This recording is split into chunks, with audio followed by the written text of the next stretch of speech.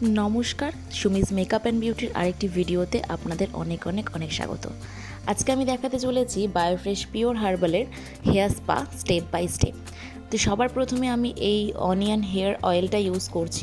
আজকের ক্লায়েন্টের হেয়ার ফলের প্রবলেম আছে, তাই জন্য এই red onion hair fall control অয়েলটা দিয়ে আমি ভালো করে স্ক্যাল্পটা মাসাজ করে নেবো। এতে কী হয়, স্ক্যাল্প মাসাজ করলে পরে ব্লাড সার্কুলেশনটা এখানে ভালো হয়, ইমপ্রুভ হয়, এবং তার সাথে সাথে আমাদের ব্রেনে একটা সিগন্যাল যায় যে এখানে স্ক্যাল্পে বা হেয়ারে কিছু অ্যাক্টিভিটি করা হচ্ছে, তার ফলে হেয়ার স্পায়ের যে রেজাল্টটা সেটা আরও বেটার হয় এবং এর সাথে সাথে টক্সিন রিলিভ হয়, যেটা আমাদের ওভারঅল স্ক্যাল্পের হেলথকে ইমপ্রুভ করতে সাহায্য করে।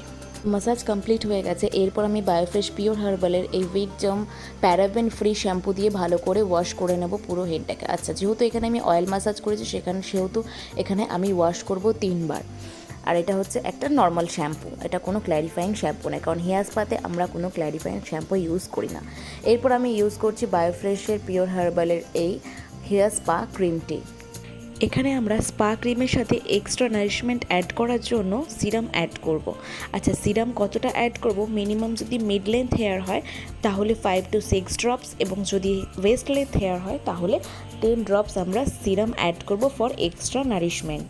এরপর আমরা হেয়ার স্পা মাস্ক এবং সিরামটিকে ভালো করে মিক্স করে নিয়ে সেকশন বাই সেকশন আমরা হেয়ারে ইউজ করে নেব। আচ্ছা, কতক্ষণ ধরে ইমালসিফাই করব আমরা, সেটা হচ্ছে যতক্ষণ না পর্যন্ত আমাদের হাতে হেয়ারটা স্মুথ মনে হয় বা হেয়ারটা হেয়ারে কোনো রকম ড্রাই ভাব না থাকে, ততক্ষণ পর্যন্ত আমরা হেয়ার স্পা মাস্কটাকে হেয়ারে ইমালসিফাই করতে থাকবো। পুরো হেয়ারে মাস্কটা অ্যাপ্লাই হয়ে যাবার পর আমরা এখানে স্টিম দেবো। আচ্ছা, স্টিমের ব্যাপারে আরও একটা এখানে ছোট টিপস আমি দিয়ে রাখি, সেটা হচ্ছে excess dry, split ends, breakage, এই সমস্ত হেয়ারে আমরা হেয়ার স্টিম দেবো না।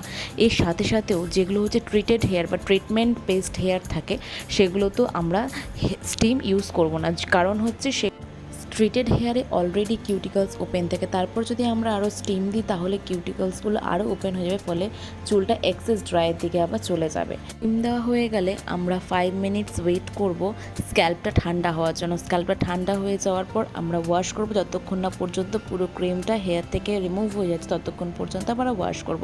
এরপর আমরা বায়োফ্রেশের পিওর হার্বালের আর্গান অয়েল সিরামটা ভালো করে হাতে নিয়ে হাতের তালুতে ভালো করে ঘষে নিয়ে কোম করার মতন আমরা অ্যাপ্লাই করব। আচ্ছা, এখানে অনেকেই বলেন যে সিরাম কিসের জন্য ইউজ করা হয়, যে না এক্সট্রা নারিশমেন্ট দেওয়ার জন্য। হ্যাঁ, সেটা তো আছে, কিন্তু তার সাথে সাথে আমরা হেয়ারে যে মাস্কটা বা প্রোটিন মাস্কটা যে পুট করলাম সেটাকে লক করার জন্য আমরা সিরাম ইউজ করি। যেমন মেকআপ ইউজ করার পর মেকআপ ফিক্সার দেওয়া মেকআপটাকে ফিক্স করি, সেম আমরা যে হেয়ার স্পা করার পর সিরামটা দিয়ে সেটাকে ফিক্স করলাম। এরপর আমরা 100% ব্লো ড্রাই করে নেবো। আচ্ছা, এখানে আরও একটা ব্যাপার, সেটা হচ্ছে যে আমরা কিন্তু এখানে কোনো হট এয়ার বা হিট ইউজ করব না, আমরা নর্মাল ব্লো ড্রাই করব। তো যারা ভাবছেন বায়োফ্রেশের প্রোডাক্ট ইউজ করবেন, তারা চোখ বন্ধ করে নিঃসন্দেহে ইউজ করতে পারেন, কারণ এই হচ্ছে বিফোর লুক আর এই হচ্ছে আফটার লুক। তো আজকের ভিডিওটি এই পর্যন্ত। যদি ভিডিওটি ভালো লাগে তাহলে লাইক এবং শেয়ার করে দেবেন। ধন্যবাদ।